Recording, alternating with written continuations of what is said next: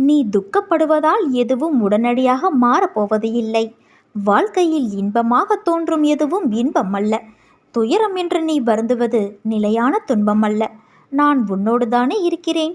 நீ கால் வைக்கும் ஒவ்வொரு தீய நிகழ்விலும் இருந்து உன்னை நான் காத்து வருகிறேன். எங்கே, இப்போதும் நான் கஷ்டப்பட்டு கொண்டுதானே இருக்கிறேன் என்கிறாயா? உன் வாழ்வில் நடந்த சில விஷயங்களை நீ நினைவுபடுத்தினால் உனக்கு நிச்சயம் புரியும்.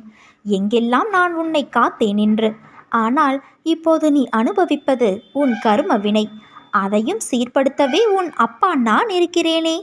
உன் இரக்க குணம், இந்த நிலையிலும் பிறர் கஷ்டப்படுவதை காண சகிக்காத மனம், நீதி நேர்மையை பின்பற்றி செயல்பட வேண்டும் என்று நினைத்து அதன்படி நடந்து வந்ததால் தான் நான் கஷ்டப்படுகிறேன் என்று நினைக்கிறாய். கெட்டவர்கள் எல்லாம் நன்றாக இருக்கும்போது நல்லதையே நினைத்து நல்லவர்களாகவே வாழ வேண்டும் என்று நினைக்கும் நான் மட்டும் ஏன் இவ்வளவு